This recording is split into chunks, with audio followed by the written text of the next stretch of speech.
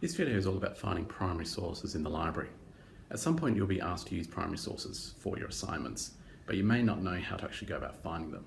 We actually have a variety of primary sources here in the library, and they're all up on level 3 in the Law Library and Special Collections. So let's go take a look.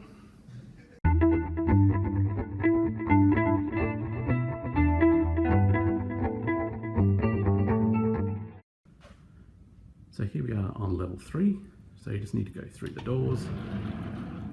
Now Special Collections is down that way, but we'll take a look at that in a minute.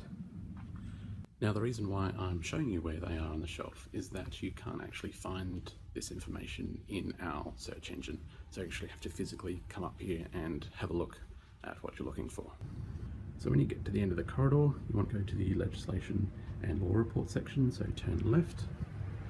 Now you'll notice that every shelf will have its very own number, and you'll have a label to let you know what is actually on that shelf. So use that as your guide. So let's make our way around. Now the main source of information you're probably looking for here will be parliamentary papers. These are the like reports from government agencies, royal commissions, that sort of thing, that have been published. Now we have parliamentary papers from the Commonwealth Government dating right back to the dawn of Federation, so 1901, and we have all these shelves here, so it goes all the way through, right through to the 21st century, basically until they started being published digitally. Now, as well as Commonwealth Government stuff, we also have stuff from all the states and territories, particularly South Australia. So we've also got a huge big collection of parliamentary papers from South Australia as well in these really cool bound volumes. So they date right back to the 1850s. Now you're probably wondering what sort of information can you actually get out of parliamentary papers. Well, it's very, very detailed stuff. So here from 1864 we have information about government revenue.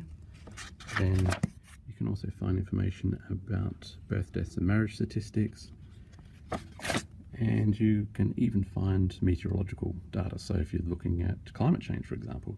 So there's a lot of potentially useful information in here for your research. As well as parliamentary papers, you might also like to look at government gazettes. These are the published proclamations that governments have made, so these are the official statements that they've made in the past. So as well as the parliamentary papers, we also have the statutes of the legislation as it was made, but we also have a international collection as well. So for example, we have British parliamentary papers from Great Britain dating back to the 1820s, and you can see they're on a variety of topics, a lot of information for Australia, including things on crime and punishment and education as well. We also have the census data as well from the 19th century.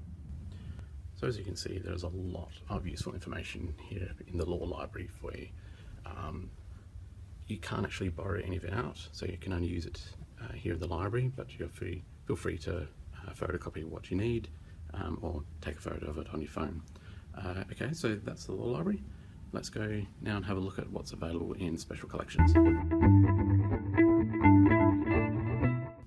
There are over 100 separate collections in Special Collections, and they feature the archives and manuscripts and speeches, images and diaries of some very prominent historical figures such as Matthew Flinders, Don Dunstan and John Bannon.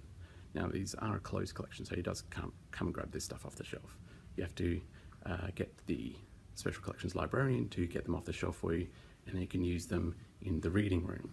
So if you go through this door here, the reading room would be on your left here. So just to give you a quick example of the two things that we have here in Special Collections. For example, we have the running sheet for the opening of the Festival Theatre here in Adelaide, which was attended by not only Don Dunstan but also the Prime Minister Gough Whitlam. And we also have the telegram from the then Minister for Foreign Affairs, the speech he gave at the opening of the Universal Declaration of Human Rights. So we have some interesting documents here for you to use in special collections. So that's what we have available here in the library. But thanks to the internet, you no longer have to be stuck in a dark, dusty archive to do primary research. Looking for something local? Try the State Library or the State Archives. Looking for something national? Try the National Library or the National Archives or even the National Museum. Looking for something international? Then Wikipedia is a list of archives from around the world. Looking for something on war? Try the Australian War Memorial or the Commonwealth Graves Commission. Looking for something on Europe? Then Eurodocs has tons of resources for you. Struggling to remember all these? That's okay, we've written them down for you. Just look for the primary sources page on our history guide on our library website. So that's it. I hope you found this video useful. My name's Tim, I'm a history librarian here at Flinders University. If you have any further questions, my details are on the screen. Thank you.